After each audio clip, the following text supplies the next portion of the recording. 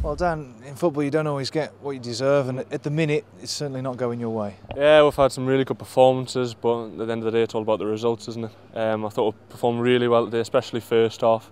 Had a few good chances that we, for one reason or another, we didn't end up taking. And then it cost with second half. You can't get a look at your goal, can you?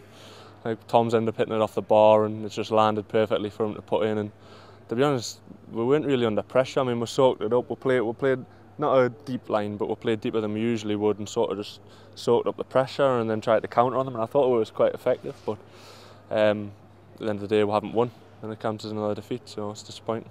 How frustrating was it at half time, having created some clear-cut chances but gone in at 0-0? Totally, it's a totally different game. If you go in at half time 1-0, even 2-0 up, it's a totally different team talk, isn't it? We knew that they were probably going to make changes, and obviously they changed the formation. Tomorrow went off and Phillips went on. I thought that caused a few problems until we changed our formation as well. But I thought, apart from that, I thought we played really well, and I thought we were really unlucky to take anything from it. And as a defence as well, you didn't have too much to do, and in certain senses Darren Randolph didn't really make a notable save, did he? Not at all. I mean, compared to the other games we've played where we've been running a lot of channels, and me and Kyle have had a lot to do, I can't really think that it was doing that much. I mean, I didn't have barely any headers to win. It wasn't really on the ball a lot, so I thought a lot of the play we played in midfield well, and we played quite well forward, so it was just obviously disappointing not to get the result. Big talking point in the second half, Jonathan Spector going down, the referee judging that he dived.